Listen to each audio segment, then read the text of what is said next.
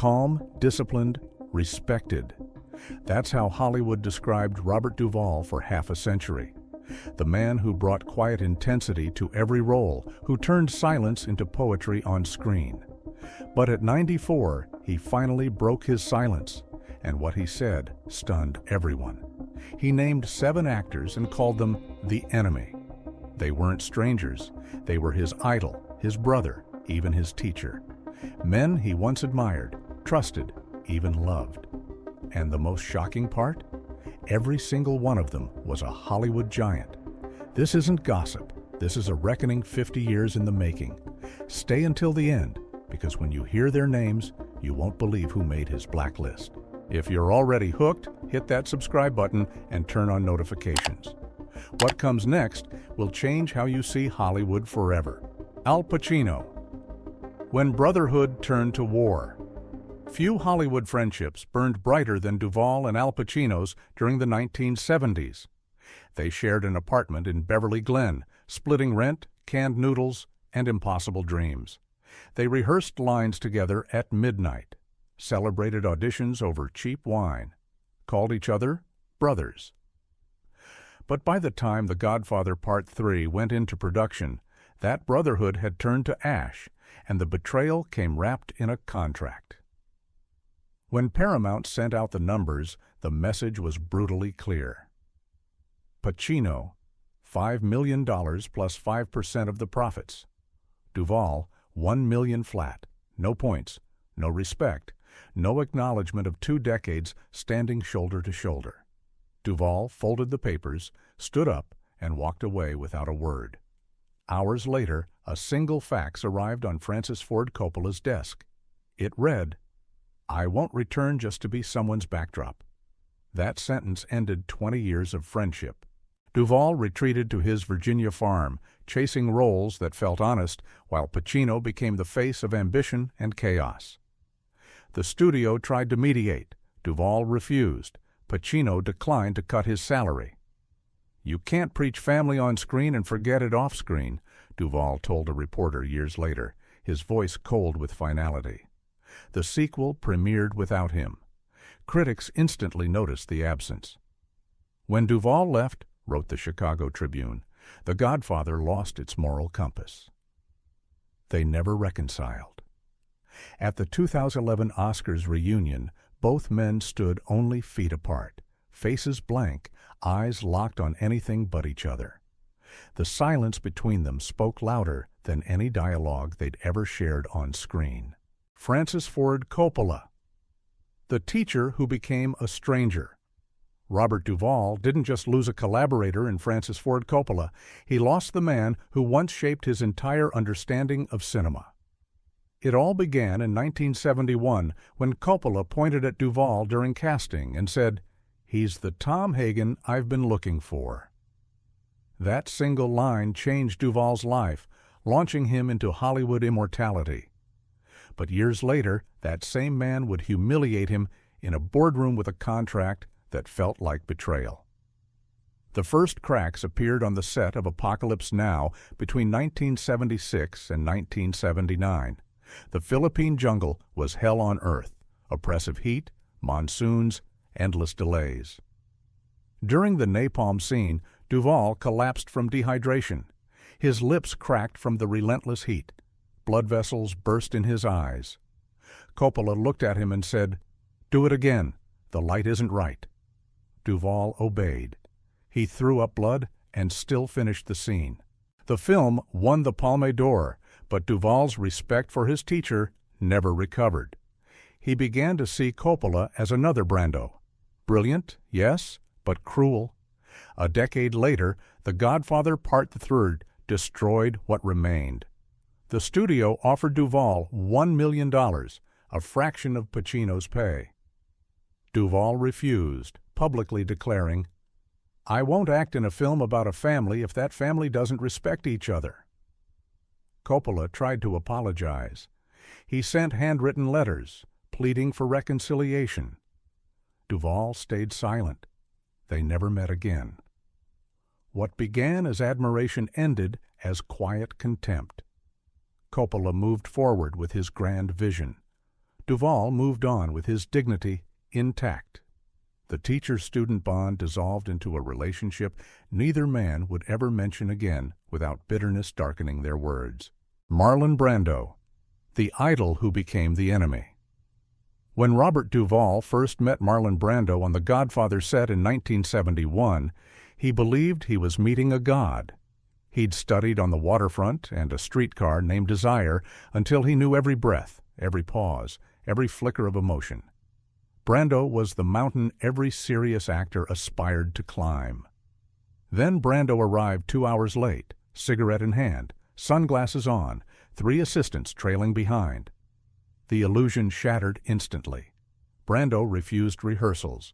He demanded cue cards be taped to walls, even to actors' backs. He changed dialogue without warning, derailing everyone's rhythm and destroying hours of preparation. Duvall, who valued discipline and precision above all else, watched chaos disguised as genius unfold daily. He was the soul of the film, Duvall later said, and the enemy of every actor inside it. When Paramount quietly paid Brando an extra $50,000 bonus, Duvall walked out of the press room in disgust. Then came the 1973 Oscars. Brando sent an activist to reject his Best Actor trophy live on television, turning the ceremony into political theater. Half of America applauded. Duvall saw betrayal. "He turned our work into a protest," he told a friend, convinced Brando cared more about shock value than craft. From that moment, admiration curdled into contempt.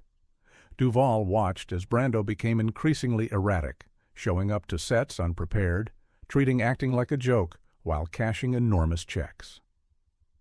In 2004, when Brando died, Duvall refused to attend the funeral. He sent Coppola a white card with 3 words, "Let it end." To him, the man who once taught him art now represented everything he despised about Hollywood. Stanley Kubrick, the genius. Duvall called an enemy of actors. Robert Duvall didn't just dislike Stanley Kubrick, he despised what the man represented. At a 2010 Hollywood Reporter roundtable, Duvall stunned the entire panel by saying, "To me, the great Stanley Kubrick was an actor's enemy. I can point to movies he's done, the worst performances I've ever seen." The room fell silent. Ryan Gosling raised his eyebrows. Jeff Bridges chuckled awkwardly. But Duvall didn't smile. He didn't backtrack. He meant every single word. His anger wasn't personal. It was philosophical. Duvall saw Kubrick's method of forcing actors through 70, 80, even 100 takes as a form of cruelty disguised as perfectionism. "How can he tell the difference between the first take and the 70th?" Duvall asked, his voice dripping with contempt. To him, Kubrick didn't direct actors. He drained them, turning human beings into exhausted shells, serving his obsessive vision. That belief hardened after Duvall watched the BBC documentary The Making of The Shining. Shelley Duvall was filmed swinging a baseball bat 127 times, while Kubrick shouted coldly, "Do it again!" It was torture, plain and simple. Kubrick once invited Duvall to discuss a role in the Aryan Papers, but the meeting left him chilled. Kubrick spoke for 30 minutes about lighting patterns and camera rhythm, never once about emotion or character. "The air in that room was colder than a morgue," Duvall told a reporter. When critics later called Kubrick a visionary, Duvall refused to join the praise. "He was a genius," he said in Esquire, "but a genius without a heart." That single sentence turned Hollywood against him. Duvall didn't care. To him, truth mattered more than popularity. Robert De Niro. The Cold War between two methods. Robert Duvall never yelled at Robert De Niro, never argued on camera, but the resentment was real and lasting. Behind every polite handshake at award shows was quiet hostility, barely concealed beneath professional courtesy. Duvall once summed it up in a single cutting remark. "He's good at playing Italians. Very good. It sounded like praise. It wasn't.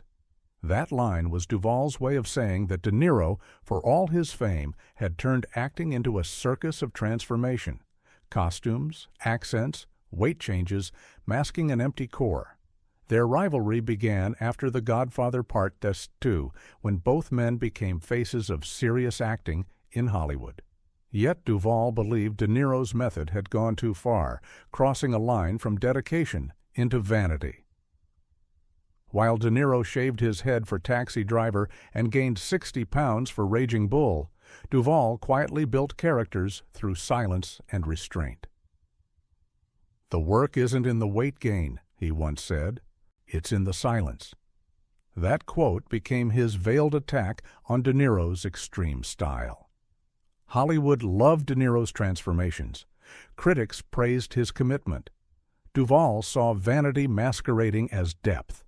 To him, De Niro was proof that obsession could masquerade as artistry. He told colleagues that actors who worshipped methods risked becoming parodies of themselves, prisoners of their own tricks.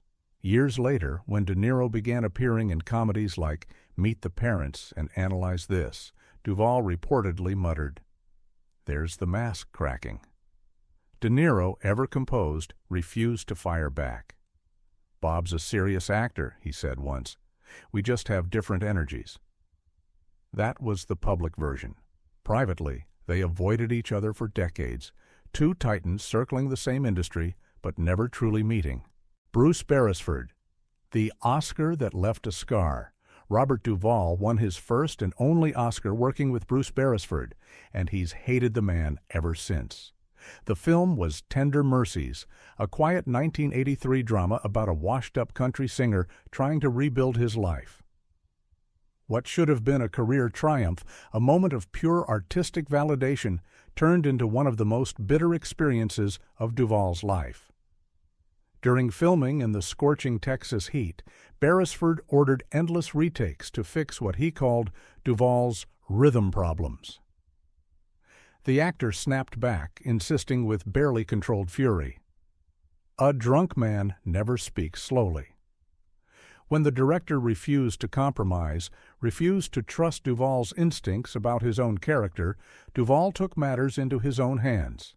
He secretly filmed one of the key scenes, the church performance, at dawn, without telling anyone. That stolen take became the emotional centerpiece of the entire film. When Tender Mercies won 2 Oscars, including Best Actor for Duvall, he walked up to the stage, bowed graciously to the screenwriter, thanked the crew, but deliberately skipped the director's name. The hall went silent. Even in his moment of triumph, Duvall chose principle over politeness. The next morning, The Hollywood Reporter ran the headline, "Duvall ignores Beresford at the Oscars." Beresford told the Sydney Morning Herald, "I respect him, but we can never work together again." Duvall never apologized. He later told Inside the Actor's Studio, "Sometimes you have to choose loyalty to the character or to someone else." The two never reconciled. Duvall went on to write and direct The Apostle, proving he didn't need anyone controlling his emotions again. Robert Duvall's blacklist wasn't born from pettiness or jealousy. It was carved from principle, from an unshakable belief in what acting should be. 7 names, 7 lessons about integrity in an industry built on illusion. Pacino taught him that money talks louder than loyalty. Coppola showed him that mentors can become strangers. Brando proved that genius without discipline is just chaos. Kubrick demonstrated that perfectionism without humanity is cruelty.